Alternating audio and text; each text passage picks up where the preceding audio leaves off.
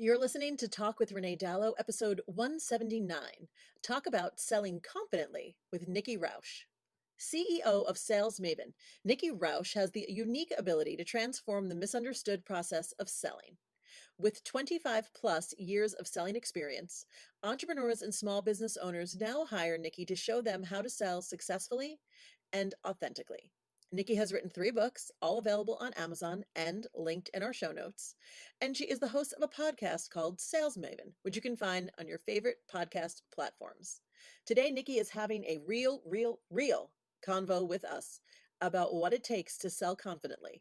So don't miss this one, friends. Go grab your coffee, grab your tea. Let's talk it out. Welcome to Talk with Renee Dalo, biz chat for wedding pros and creatives. Tune in every week for no BS real talk from industry experts that want to help you thrive in your business and your life. Here's your host, event planner, educator, and sushi addict, Renee Dalo. Grab a glass and get ready to talk it out. Hello, friends. Welcome to another episode of Talk with Renee Dalo. It is me, your girl, your friend, your host, Renee Dalo. And I'm here this week with the lovely Nikki Rausch. Nikki, how are you? I'm fantastic. Thank you. I'm excited you're here because we are talking about sales and confidence, and those are 2 of my favorite things. Me too. So I'm excited to be here to have this conversation with you. I love it. So Nikki and I were talking offline about, who listens to the show. We were talking about y'all, and we were talking about how so many of my listeners are in the wedding industry. And the thing I didn't say, Nikki, is that, the wedding industry has a pretty interesting relationship with the sales world, right? Because so many people get into the wedding industry with really no sales experience, or thinking like, oh, I don't really have to know how to sell because I'm a photographer, or I'm a stationer, which is like, we all know now, if you're in business for even a day, like half the job is selling. Yes. So what is your relationship to sales? Like, do you love it? I mean, I'm sure you love it, but how did you get to love it? Did you always love it? Well, you know what I love? Here's what I really loved is I loved making money at a very young age. And I realized one of my first commission sales jobs was at the mall. And it was one of those kiosks like that they put out like in the holiday season. Yes. And it was my first experience. They were paying minimum wage, which is pretty typical at the mall. And this was way back in the way back years. So I'm going to say minimum wage at the time was like, it was less than $5 an hour. So that ages me, I know. But with that, they had this thing that if you worked a certain number of hours, that you had like a quota that you had to hit. And once you hit over that quota, you started making commission on your sales. And I was making sometimes three times more than the minimum wage because I could sell. And I was really comfortable in, not in the like pushy piece, but in the, I'm really good at building relationships. I'm really good at asking questions. And I'm also really good at adding other things onto a sale. So upselling and add-on sales. So I would make really good money there. And then my first professional job out of college was a sales, like dialing for dollars kind of position, which is probably most people's nightmare. Yeah, and, that's real. I feel like you tell me that and I'm like, damn, that's hard. That's hard work. But I learned a lot, and I worked in a very male-dominated industry, and people don't really believe this until you kind of get to know me, but I fall on the introverted scale, like I'm considered an introvert, and I also can be quite shy. So I have to really extend myself. And I found that I wasn't the kind of salesperson that could be like super aggressive and go out and like hunt the big game and like, kill the blah, blah, blah. Like that was just never my style. My style was always about relationships and building strong connections with people. And then the sales conversation got easier. So there were things that I did over the years, but I did find that selling for me was a comfortable thing. And really it was because I liked to be able to control my income. And when you know how to sell, you can control how much money you make. I mean, that's such a healthy perspective to have. I want to touch on the things you said you're good at, because I think sometimes when we talk about sales, especially for the wedding pros, we just think like either I'm good or I'm bad at Mm, sales, as opposed to how nuanced you were with like, okay, so you're good at building relationships, you're good at upselling, right? One of the things I think I'm good at with my wedding planning and sales is I'm really good at building value. Like I don't talk mm, about my features, I talk about how it's gonna feel to them, right? yes. So Yes. I love that perspective on the conversation, because if you're listening and you're like, I hate sales, it's like, do you, or do you just need to like shore up your skills in one of these areas? I'll tell you, when I was an actor, I spent most of my whole entire 20s and some of my 30s being a professional actor, which means I also waited tables a lot. And one of the things that I found out pretty early on, pretty instinctually, I actually was pretty good at upselling in that particular environment, right? Because someone would order, I don't know, say like a burger, and I'd be like, "Well, do you want cheese? What kind of cheese? Do you want avocado? How about this?" And I would get their burger like up to like $5 more. Yeah. And if you think about per burger, every table, every shift, like I was just upping my eventually my income because people tip on the amount of the check, blah, blah, blah. Yep. But my manager pointed it out to me. They said, "Oh, you're the best upseller we have. You're always making fancy burgers out of our burgers." And I was like, what? No one else is doing that? That's just, to me, I thought that was just, hospitable. It was like, okay, well, how do you want your burger? We have this, we have all these things. Don't you want all these extra things? And people always said yes. So it didn't occur to me that I was being any kind of way. I was just trying to help. Well, and that's the exact thing that I think about sales is here you are offering people the opportunity to make their burger the best possible burger that they could have. And at the same time, they don't necessarily know what all the options are. And so you're clearly laying it out in a really kind way. And you're being respectful because they get to choose. So Right. I'd rather have the opportunity to decline versus feeling like I missed out because I'm like, I didn't even know I could have bacon on my burger or whatever it That's was, right. right? So That's right. because you offer it, then they get the opportunity to say yes or no. And that Well, sales technique goes across the board with anybody. If you don't yes. if you don't put it out there, it's a mistake to assume that people know what all the offer, like what all the extras could be, or what else is possible for them with whatever it is that you're selling, whether it be, your photography for your wedding, your flowers, or if it's a coaching program. So it is your Yes. job as the seller to put that in front of people and allow for them to decide. And it doesn't mean that you're just like, I'm just trying to get more money out of this person. It's really more about, does this person feel really good about their experience with you? And if Yeah. the answer is yes, that is also going to impact how much money they spend with you and how satisfied they are and how much they go and shout from the rooftops how awesome it is to work with you. So you create ambassadors in the marketplace for you when you put offers and when you put options in front of people. I agree. And I also think we assume that the people who come to us to hire us or to work with us know exactly what we have to offer, because they assume, because we spend all of our time promoting things, right? Yeah. That they're sick to death of hearing about it. Or like, oh, of course they know that I plan rehearsal dinners, or of course they know that I do wedding albums. They probably don't. People don't read, or even if they read, they don't retain all the information that we have. They just don't. True. True. And sometimes they have to hear it multiple times, or it has to Hmm. be presented in the moment when they're ready to hear it.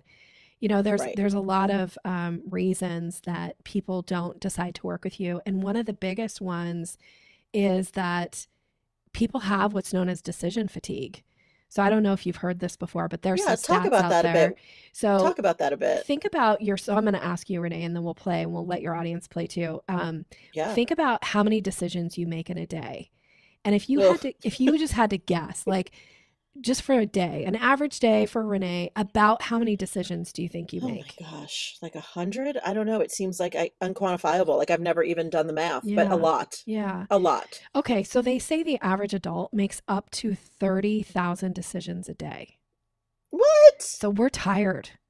Our That's brains are bananas. tired. But I I, know, but I isn't believe it? it. And actually, I believe it. I saw another study where it said can be up to 60,000. I personally think that that's people who are parents because I think parents make more Oh, I'm decisions sure. than those of us. I'm not a parent, so I think people who are parents make more decisions. But you can tell me as the listener, like, how many decisions do you think you make a day? So we're tired. Our brains are tired. We have decision fatigue. If you don't put a super simple, easy decision in front of people, they won't make the decision because they're too busy deciding all these other things. So when Yes. you think, oh, they're going to do a bunch of research, they're going to go on my website, they're going to look at all my social media stuff, and they're going to come prepared knowing what they want to buy from me. No, they're not. They're Mm-mm. tired. They've already made a bunch of decisions. And if you don't make it super simple for them, like your example of the burger was so perfect. Like, what kind of cheese would you like on that? Would you like avocado? Like, those types of things are super easy decisions in the moment to go, yeah, I do want cheese. I want this kind. And yes, I do like avocado on my burger. If you're not doing that for your clients, you are missing out on them having the best possible experience because it isn't about what they spend with you. Like, again, back to your point earlier, it's about how are they going to feel at the end? What's their experience going to be like? Mm-hmm. So It's super really true. important.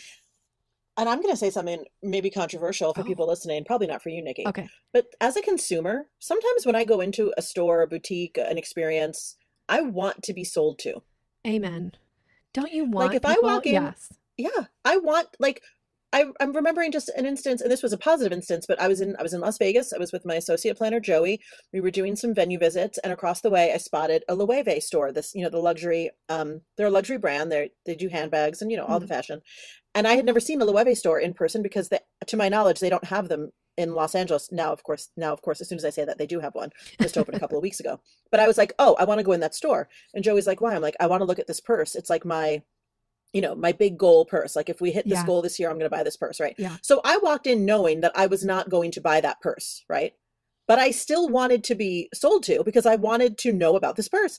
And the girl who helped me was wonderful. She explained the difference in the sizes, the kinds of leather, the kinds of straps. She showed me like 5 different straps that I could buy to make it do this and that and this and that. And I have to tell you, I was thrilled. I was honest with her. I said, this is a goal purchase for me. If I hit a certain sales goal this year, I'm going to come back and buy it. She gave me her card and said, when you're ready to come back, text me. I'll have it waiting for you. Oh, I love that. I was like, boom, this woman she will get every sale of mine because she took the time. She wasn't like, oh, I don't know if this woman can afford it. Maybe I shouldn't offer this super high end, strap. But she did. And I was like, oh, I want that. And you probably And didn't she even, took the did time. you even know that you had those options? Like, did you know there were all these No, strap options for this purse that absolutely you're, not. And honestly, I walked in thinking I wanted the tiny purse because again, on the internet, you cannot tell size. At yeah, least I can't. yeah, And then I left and I was like, oh, I'm going to get the large. Like, like right. a totally different experience in person. And she took the time and she wasn't necessarily quote unquote selling me in that way we think is horrible. She was just helping. She was just showing me, did you know about this? Did you know about this? Look at this new strap. This one makes it a little more casual. I was like, tell me more. Tell me all the things. Yeah, I so loved it. that goes back to kind of my whole philosophy around sales anyway, is that conversational sales is a much more successful way. So you and her Mm, are having this great back and forth conversation. She's asking you questions, she's offering to show things to you. She's not being aggressive, she's not being pushy. It's conversational. So I always say sales really isn't something that you do to another person because that feels really gross and icky when you think about somebody doing something to you.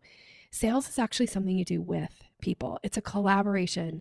And amen. when you provide a collaborative experience for people, then things get so much better. Not only for you as the seller, because it takes all the pressure off of like, oh my gosh, I have to hard sell this person. You don't, you shouldn't. And your job isn't to convince people to buy from you, it's to understand what's interesting to this person, what's useful to this person. Do I have a solution that would meet some kind of a need or a want that they have or a problem even? And if you do, and you get permission, like she's asking you like, are you interested in seeing these straps? And you're like, yeah, tell me more about that. Like, give me all the goods here.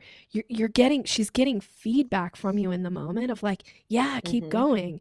And so she does keep going, right? And then you walk out having Yeah. this great experience and like remembering her name and taking her card because you're like, I'm going to go Yeah. back and she's going to be the person who gets my business. Well, I'll tell you, I don't care that there's a boutique now in LA. When I buy this bag, I'm going to buy it in Vegas. I'm going to wait till I'm in Vegas. I'm going to make a trip to Vegas. I'm going to go I love it. Yes. because I was just so impressed by her. And I Yeah. think when we talk about confident sales, it's like, I don't know, did she feel confident in that moment? Was there the pressure released because I flat out said, I'm not buying this today? I don't know, but whatever it was, she did confidently, want to show me this purse, and she wanted to, like you said, she wanted my feedback. And I think if we can approach our sales from that lens, of like, it's just a feedback loop, and like we can kind of see where we're going. Do you think a lot though people don't, go into sales confidently because there's this aspect of like, well, I hope they like me personally? Yeah. Especially when you're selling your own service, right? If you're the Yeah. photographer, or if you're the event planner, or it feels like, oh, I'm selling me. And I would say you do need to think about. Actually, I did a podcast episode on my own podcast about this not too recently, where I talked about identity. And Mm, sometimes we let our personal identity get too wrapped up in our business identity. Like, your business is a separate entity from you, and you have to take care of it just like it will take care of you. So if you act like when they decline, they're rejecting me as a person, there needs to be some mindset shift around that, because that can be super detrimental and will keep you from scaling your business and growing your business when you approach sales of like, I'm taking it really personally. And the example I often give, now we're on the, like, I feel like we're in the food examples because we already talked about the burger. So I'm going I to give love you it. another one of those. But imagine that you go to a restaurant and you have a really delicious meal. And at the end of the meal, the server comes by and just like throws your check on the table and just walks away. Or the server comes by and says, how was your meal? You check in, and then they say, now, can I show you our dessert platter? And you go, gosh, I wish. I love dessert, but I'm so full. I'm so satisfied. So I'm going to pass tonight, but thank you so much. The server does not go back into the kitchen and go, can you believe that broad? I tried to offer her dessert and she rejected me. And Right. I think that a lot of us have this, a lot of people have this impression that when somebody declines, that it means like, you're a bad person, you sold to me, you did this bad thing. But in actuality, just like your example of the purse, like, you're not ready to buy. It's not a no, it's just a not yet. Just like the person with That's right. dessert might next time want the dessert, but if the person just throws their check on the table and doesn't offer it, you walk out of the restaurant feeling unsatisfied with your experience, because you're like, how dare that person decide for me that I don't get dessert? Yes, I've had that happen before where I'm like, did we do something where we don't get dessert? Like, yeah, I've had that, and it feels very off-putting. You're like, Yeah. like, why didn't I get the offer? Everyone wants Yes. the offer. Yes. And so I would say, treat people like they're adults. Like, let them decide. Be willing to issue, I call it issuing invitations, because I always think most people like to be invited. I don't know about you, Renee, but if you knew that your Yeah. neighbors were having a big party and they issued an invitation, sent out an invitation to everybody in your neighborhood but you, wouldn't you feel a little slighted, even if you didn't really Oh, want to go to the totally. party? You'd be like, No, I want the invite. I want to yeah, also decline the invite yes. Same, and I'm not saying in everybody's that going to decline, scenario. because some people might get the invitation and think, normally I would decline, but I think I'm going to go tonight. And you Yeah. will have people that you come into contact with in your business that if you don't issue the invitation, they walk away feeling unsatisfied. If you issue the invitation, they might have walked in thinking they're going to say no, but because they got the invitation, now it feels differently. And now they're like, maybe I should consider this. You know what? Actually, I do want to do this. Thank you for Yeah. asking. So what step of the sales process is making the invitation? Will you walk us through the steps of your Yeah. sales process? Okay, so my signature framework for a sales conversation, I call it the selling staircase, and I wrote my third book is about it. And I break it down into 5 steps. And as the seller, you don't get to skip steps. So I'm going to talk you through the steps, and then I'll tell you the exception of skipping. So the first step is introduction. So that's about making a powerful first impression. And that can happen through your website, on social media, hearing somebody on a podcast. Like, all of these things are starting to establish what impression people are making of you. So your objective in the introduction is to make a powerful first impression. Once you do that, you move to step 2 in the sales conversation, which is create curiosity. This, by the way, is the most missed step. Most people don't even think about, do I know how to create curiosity about my business, about what I do? That also can happen on social media. It can also happen on your website. It can also happen, being a guest on a podcast. There's lots of ways to create curiosity. If you are not being strategic about it, chances are you are missing out on working with some of your ideal clients, because they don't know what's possible for them if you don't create curiosity and get them going, tell me more about that. Just like the woman says, like, are you interested in seeing the other straps available? And you're like, I didn't even know there were straps. Heck yeah, show me. Heck yeah. So that's creating some curiosity. There's lots of ways to do this in your business. Step 3, and I'll go anywhere you want to go, like as deep as you want to go on any of these. But step 3 is what I call the discovery step. This is where your objective is to understand what's going on for this person. Do they have a need, a problem, a want? And by asking really smart questions, you help them establish through your questions, oh, I do have a need and a want, and this person, based on the way they're asking me questions, lets me know that they have a possible solution for me. So discovery step, super important. And then step 4 is what I call the proposal. This is where you're clearly laying out ways to work together or what the offer is, right? How to buy whatever it is that you're selling. And then step 5, which goes really closely with step 4, is the close. This is where you're actually issuing close language. This is where you're getting to that place of like overcoming decision fatigue by putting a really simple decision in front of them. This is the second most missed step in the selling process. A lot of times people get to step 4 and then they kind of wait for the other person. They wait for the buyer to do something. But Right. I always say, like, one of the indicators that you're missing step 5 is if you have a lot of quotes out there to people, if you've had a lot of consultation calls with people and they start ghosting you, you've missed step 5. So it's time That's for you right. to get really clear on your step 5 and issuing close language. And just to give you a really simple example, a close language is saying something like, is that something you'd like to do together? Should we get that scheduled? Wait. Love that. Is that something you'd like to do together? Yeah. Should we get that scheduled? And then just wait. See what the other person says. Don't say like, I okay, love so that. to work with me, we've got to do this thing and do that thing and then blah, blah, blah. So yeah, let me know. If you're saying let me know in your sales conversations, you're missing some really key skills. And that means you're leaving money on the table. It means you're leaving people feeling unsatisfied with their interaction with you. Because when you say to somebody, let me know, what you're really saying to them is, hey, put me on your to-do list, on your decision list, and see if I ever make it to the top of those 30,000 decisions that you're going to make today. Interesting. And chances Yeah, are I you can see that. aren't. Yeah. Yeah, you're never going to make it to the top. I mean, yes. I'm actually thinking of our own sales process. I'm like, do I do that? I mean, we do close in the email, Mm-hmm. but because I don't give out quotes on a discovery call, like I literally say, okay, so I'm going to follow up with a proposal because I custom code everything, and Okay. I have found over the years that when I blurt out a number on a call, it's never quite the whole picture, Yes. you know? Yes. So I give myself the grace of saying like, and I say very clearly, like, I'm not going to be able to give you a quote at the end of this call, but I will follow up with you within 2 hours with a full proposal, and it'll outline everything we talked about. Right. So, because I need, as far as pricing, that moment of distance to look at it and think, okay, so they said this, Sure. they need this, I think this, so that we come to a good number. I know that ghosting has become a huge problem for a lot of wedding vendors, who probably do what you say. They send it out and say, okay, let me know, this is what we have. And there's no closing language. I love the idea of like, so can we work, can we work together on this? Like asking the question that needs an answer, not just like,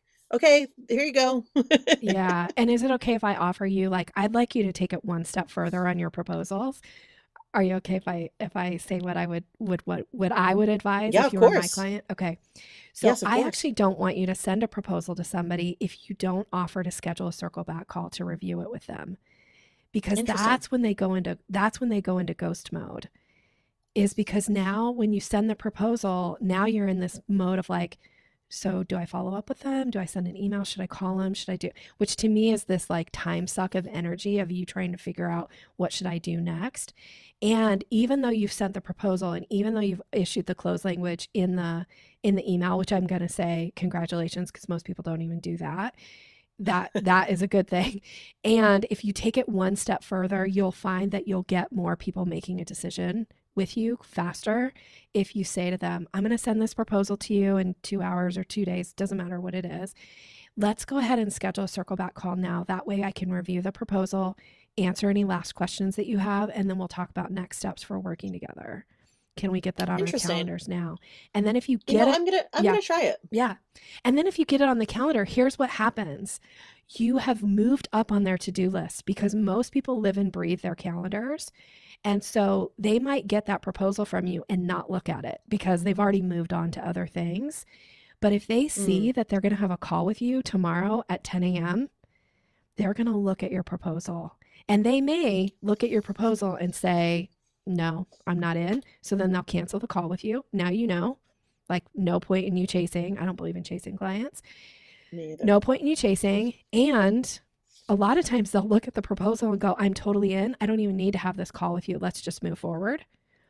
Or Right, but it's just the action of having the call on the schedule. yeah, because that's what gets them to take action. This is how you move yourself up on like the importance of their to-do list.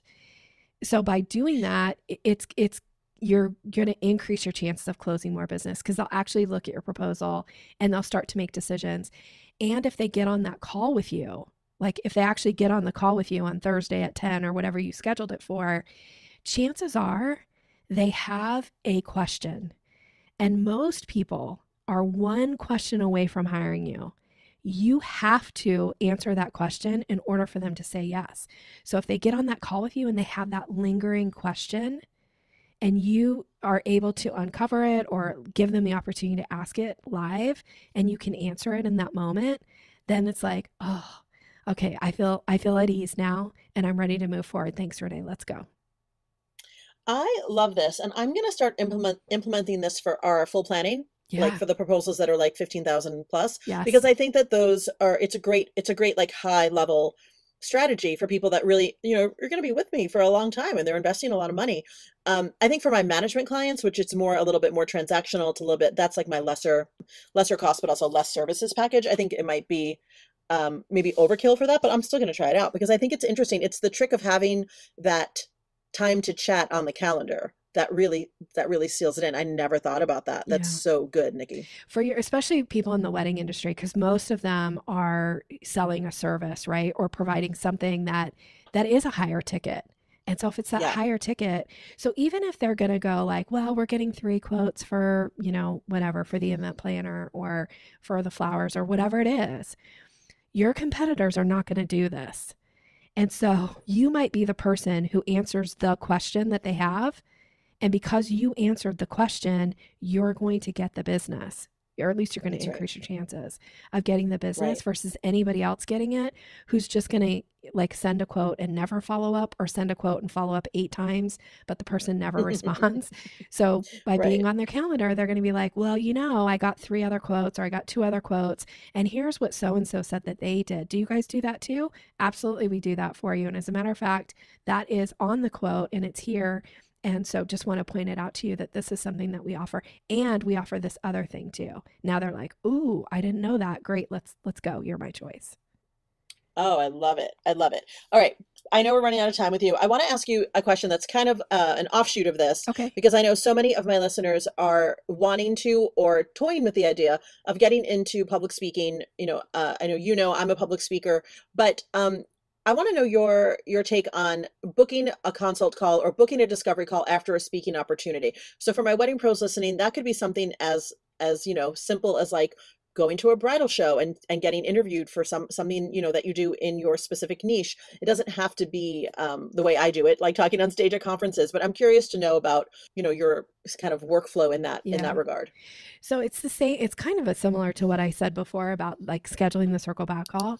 So when I go and speak and also I've done like many thousands of trade shows in my career. Like one year I counted, I did 100 trade shows. So I understand what it's like to be at the wedding shows and I get That's it. a lot of trade shows. Yeah, My God. it's a lot. So I've done a lot in my career.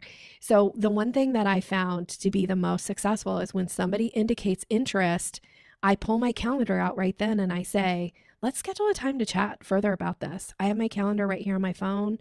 Do you have your calendar available? Then I wait. And then I go, let's schedule a time. So if somebody's coming over and they're like, oh yeah, I need to get such and such for my wedding, but I'm not really ready to make a decision right now, offer to schedule, like let's schedule a call. And then that way I can answer any additional questions. This way you can enjoy the rest of your show and you'll just know that like we have this call scheduled and I'll be happy to answer your questions. I love that. And then just put it, like, get it on their calendar. And then that way, when you get back from the show, you're not like, should I follow up with them? Should I send an email? Should I try to call? Like all that stuff. I don't believe in doing a lot of stuff that I call time suck of like, Yeah. should I do this or should I do that? It's like, no, you know what you're going to do. You have a call scheduled with them in 2 weeks and you're going to talk about it then. That's very simple and very genius. Thank you. I love it. Nikki, you're so smart. Thank you. What could you tell our folks listening who are still, getting those sort of nervous belly butterflies in the stomach before they have a consult call when they know they have to sell? What kind of advice can you give to those folks? The one thing that I think is really crucial, and this is across the board, it doesn't matter what you're selling, if you are getting those nerves, there is something about managing your internal state of mind before you get into the calls. So I teach a process. It's from my background in neurolinguistic programming. It's called the NLP mandala. It's something that I teach my clients to say to themselves before they go into meeting. And for the sake of time, I won't necessarily go into the detail of it, but I will say doing something to manage your internal state that allows for you to go, okay, I'm going to go into this meeting and I'm going to be fully present. And I'm not going to be focused on like, what do they think of me? I'm going to spend my time and attention outwardly focused on them, asking them questions, picking up cues, writing notes, having a set list of questions to ask. And then you can go in feeling more confident because you're prepared without doing a ton of research. Like I'm never the person who's like, oh, do 10 hours of research on the blah, blah, blah, and have all these, quotes and stuff prepared for them. You don't need to do that. Just go in and be curious, ask questions, have a set list of questions that you're going to ask. Doesn't mean you have to ask everyone, but just having that preparation for yourself of like, here's some key questions that I'm going to ask. And then like paying attention to the other person. So do something to manage your state because it helps kind of calm the waters. I always say like, sometimes you gotta be the swan. The thing about a swan is they like glide beautifully across the top of the water. Underneath, they're paddling like heck. Their little feet are going like crazy. And that's okay. But having a little bit of preparation allows for you to come across cool and confident. Yeah, I love that. I've been podcasting for years and I've been talking to so many experts like yourself for years.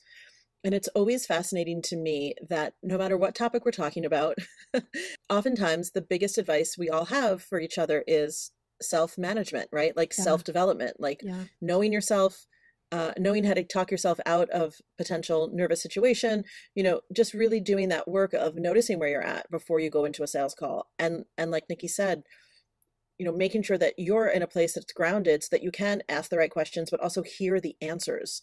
Because I'll tell you, as a wedding planner, I've been privy to some sales calls. I don't love being on the sales calls, to be honest. Like I want my photographers and DJs, and I want everyone to be selling in the way that they want. But sometimes, especially during COVID, Nikki, I was on those calls and I would watch very skilled artists talk themselves into a fucking tizzy and never really communicate or connect with the client. And I'm over here like, oh, they're such a good photographer. What is happening right now? Because it's really hard to self-regulate if you don't have the skill. Like it's a muscle like anything else. Yes, that's so true. Like I still, again, I mentioned this NLP mandala. It's like things that I say to myself that allow for me to be really present in the moment. I still do this. I've been doing it for so many years and I'm really comfortable with sales conversations, but I do it before I get on the podcast with you. I do it before I go into a discovery call with a potential client. Sometimes I do it before I get on a call with my mom. It's just like managing my internal state allows for me to be a better version of myself. So that and I always say your performance will be within a range, right? Like some days your energy level might be a little bit low and maybe you're at like on a scale of 1 to 10, maybe you're at like a 4 or 5. Other days when you're feeling like I'm so on and I just am feeling like super confident, maybe you get up to an 8 or a 9. But the objective is not to always be at an 8 or 9 because that's super unrealistic. Like that's it's really hard to sustain. Yes.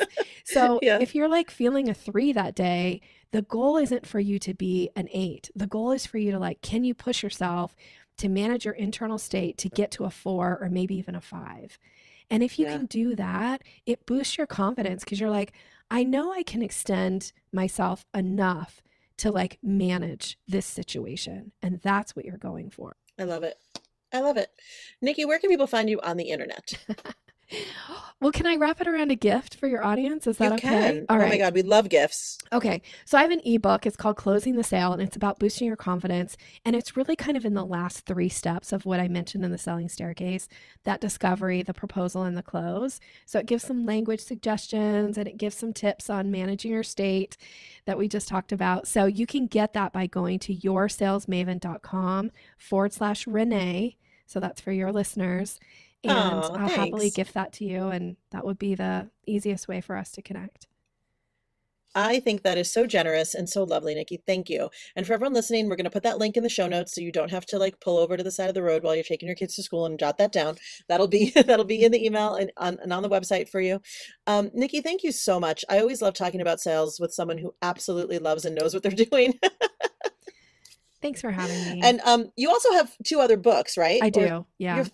and they're all on Amazon. What are the names of those books? So my most recent book is The Selling Staircase. I'm going to say that's the book that I recommend if you're really wanting to up your sales game because it's kind of that all 5 steps in one Great. book. So The Selling Staircase, and then I wrote a book called Buying Signals, which I Mm. do include a version of that, at least what the buying signals are in The Selling Staircase. And then the first book I ever wrote is called 6 Word Lessons on Influencing with Grace. And it's 100 tips around using neurolinguistic programming to be a better communicator. I'm going to get all these books. I'm going to put links to the Amazon store in the show notes as Oh, well, thank because you. those all three sound exactly right up my alley. Thank you. I appreciate that. Thank you, Nikki, so much for being here with us today. Thanks for having me. You're so welcome. And listeners, you know what I'm going to say because I say it every week. Your time is the most valuable thing you have, and you can't make any more of it. So I never take it for granted that you spent it with us. We will see you next week. Same time, same place. Bye for now, friends.